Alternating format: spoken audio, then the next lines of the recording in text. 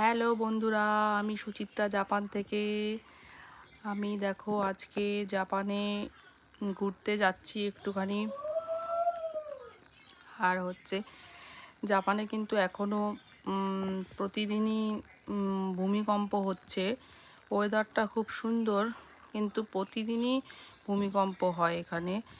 আর আজও ভালোই হয়েছে, একটু আগেই হলো ভূমিকম্প।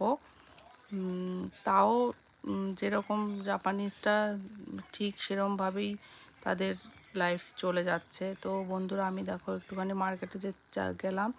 তারপরে এখন আবার যাব অন্য একটা সবজির দোকানে যাচ্ছি জাপানে একটু পরে।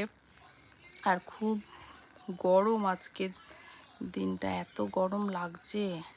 এর আগে একটু বৃষ্টি হয়েছিল, কিন্তু আজকে খুবই গরম। এখন যাব এক বুড়ো বুড়ির দোকানে।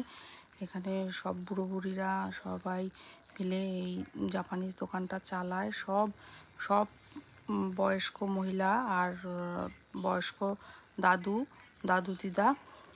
এদের বয়স হলো সব 70-80 বছর বয়সের সব দাদু দিদারা এই দোকানটা চালায়। সবজির দোকান, সব ইন্ডিয়ার সব সবজি পাওয়া যায়, ইন্ডিয়ান। তো দেখো ঢুকছি দোকানের ভেতরটা, খুবই সুন্দর। ওয়েদারটাও আজকে সুন্দর। কত বড় বড় তরমুজ। এই আমার বেবি মেলান ধরছে, দেখো কত সুন্দর ইন্ডিয়ান।